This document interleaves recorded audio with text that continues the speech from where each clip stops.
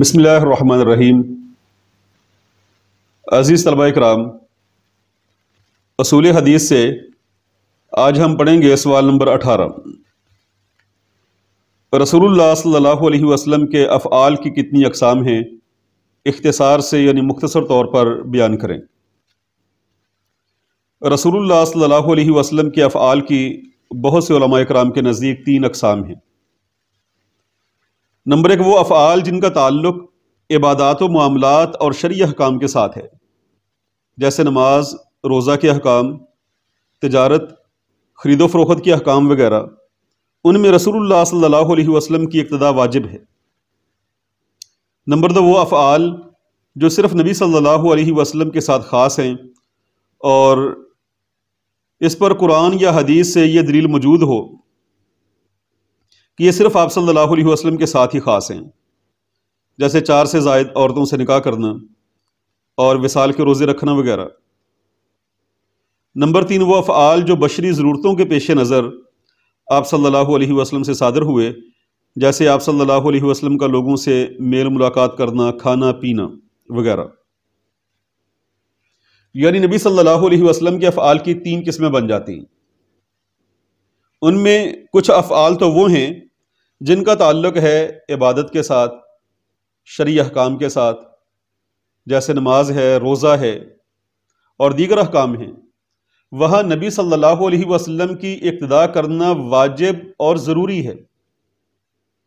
صلو کما رأیتمونی اصلی، نماز ویسے ہی پڑھنی ہے جیسے تم مجھے نماز پڑھتے ہوئے دیکھتے ہو۔ حج ویسے ہی کرنا ہے جیسے نبی صلی اللہ علیہ وسلم نے حج کیا ہے۔ عمرہ ویسے ہی کرنا ہے جیسے آپ علیہ السلام نے کیا ہے۔ یعنی وہ افعال جن کا تعلق عبادات کے ساتھ یا احکام کے ساتھ ہے، وہاں نبی صلی اللہ علیہ وسلم کی اقتداء لازم اور ضروری ہے۔ اور دوسرے وہ افعال ہیں جو نبی صلی اللہ علیہ وسلم کے ساتھ خاص ہیں، انہیں ہم کہتے ہیں خصائص الرسول، یا آپ علیہ السلام کا یہ خاصہ ہے۔ اور خاصہ قرار دینے کے لیے ہمارے پاس قرآن و حدیث سے کوئی دلیل بھی ہونی چاہیے، یعنی کہ ہر فعل ہی آپ علیہ السلام کا خاصہ نہیں ہے۔ ہاں، جس فعل کے بارے میں قرآن نے کہہ دیا یا آپ علیہ السلام نے اپنے فرمان سے یہ ذکر کر دیا کہ تم نہ کرو، اسے صرف میں نے ہی کرنا ہے، میرے لیے خاص ہے، تو اس کو ہم کہیں گے یہ آپ علیہ السلام کا خاصہ ہے، اس میں اقتداء نہیں کی جا سکتی، تو بلکہ اس میں اقتداء کرنا حرام ہے۔ کہ جیسے نبی علیہ السلام نے 4 سے زیادہ نکاح کیے، یہ آپ کا خاصہ ہے، لیکن باقی حضرات جو ہیں وہ 4 سے زیادہ نکاح نہیں کر سکتے۔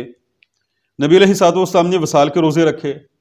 وصال کے روزے یہ ہیں کہ آپ علیہ السلام سحری اور افطاری کیے بغیر 2 3 دن کے اکٹھے روزے رکھ لیتے تھے۔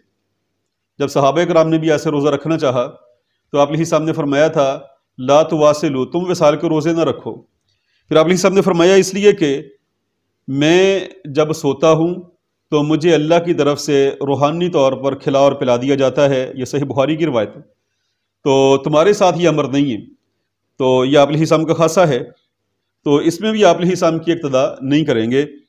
اور تیسرے وہ افعال ہیں جو بشری ضرورتوں کے پیش نظر آپ علیہ السلام سے صادر ہوئے، انسان ہونے کے اعتبار سے، جیسے قضائے حاجت کے لیے جانا، لوگوں سے میل ملاقات کرنا، پانی پینا، کھانا کھانا، اٹھنا بیٹھنا۔ تو ان افعال میں اگر تو آپ علیہ السلام نے کوئی اصول متعین فرما دیا ہے تو اس اصول کی اقتداء کرنی چاہیے، اور اگر وہاں کوئی اصول کا تعین نہیں ہے تو وہ بشری ضرورتوں کے پیش نظر افعال ہیں، تو ان کو بشری ضرورتوں کے پیش نظر ادا کیا جائے گا، تو اس میں بھی اقتداء نہیں کی جائے گی۔ ہاں، اگر ان افعال میں اقتداء کر لی جائے تو بہتر اور اچھا عمل ہے۔ سبحان ربک رب العزت عما یصفون وسلام علی المرسلین والحمد للہ رب العالمین۔